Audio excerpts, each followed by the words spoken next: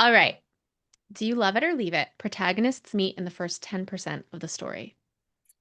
To me, it depends on the book, right? If it's some big epic, I can wait 20-30% of the book until they meet. But I want to meet both of them in the first 10%. Like if I don't meet them both in the first 10, then like it's like, come on, I want to know these people. But yeah, for me, I don't hold fast to that. Yeah. All right. Do you love it or leave it? Dual point of view narration. Obviously, I love it because I wrote in the dual perspective, which was so fun. And frankly, so fun to write Spice that way too. It was really fun. Yeah. Yes. Do you love it or leave it? Third person past tense narration. That's my go-to writing style. So yeah, I love it. All right. Do you love it or leave it? The third act dark moment. So this kind of goes back to the question about the marriage thing of there's this expectation that everything goes to hell with the couple in that third act, but certainly in my series, some things do go to hell in their marriage and you have that sort of third act, but there are also a lot of things where they have to come together to sort it. So the big conflict isn't necessarily them. It's like, how are these two characters going to approach this big, huge thing in their way? And how are they going to do it together? So yeah, I would love a little bit more of that. And I was just reading a book the other night where I was like, oh gosh, they're just really happy right now. And of course, they're just gonna throw a bomb in the middle of this. And I'm like, I want them happy again. Like, get rid of that.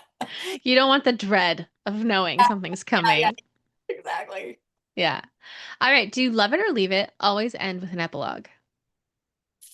I guess love it. I always want a little bit more at the end. Like even podcasts I listen to, sometimes I'm like, oh, the podcast's over, but some podcasts have just a little bit on the end, and I'm like, it just makes me so happy. It's like, a little bit, I'm done, bye, or whatever. Yeah. Yeah, I love it. All right. Do you love it or leave it? Always include your research in the author's note. Mm. I think you can do too much of that. I think a lot of that you should be, if you think it's important enough to be in that note, you should be showing it in the text.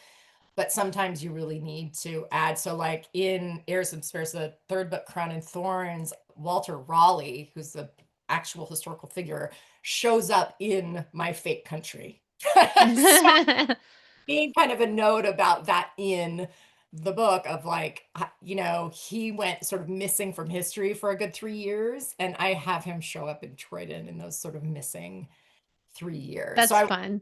kind of add because I do, it's like it's a fake country, but everything else is real. So like they're having letters back and forth with Elizabeth. So sometimes you might need a little more to kind of explain things or give context and set it up so people aren't pulled out of the story, right? But I Yeah. feel go overboard sometimes. Are you going to answer for Shakespeare's Dark Years too?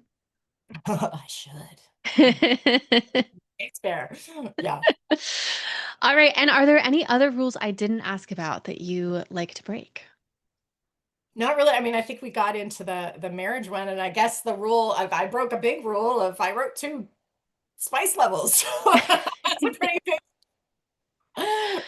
big rule I broke there, and it's been fun. So Do you think going forward for your new works, you will also write two spice levels?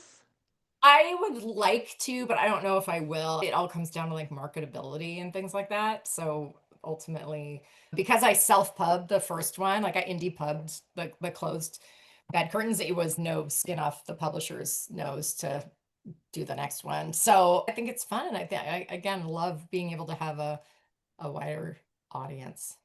Yeah. Yeah, that's very cool.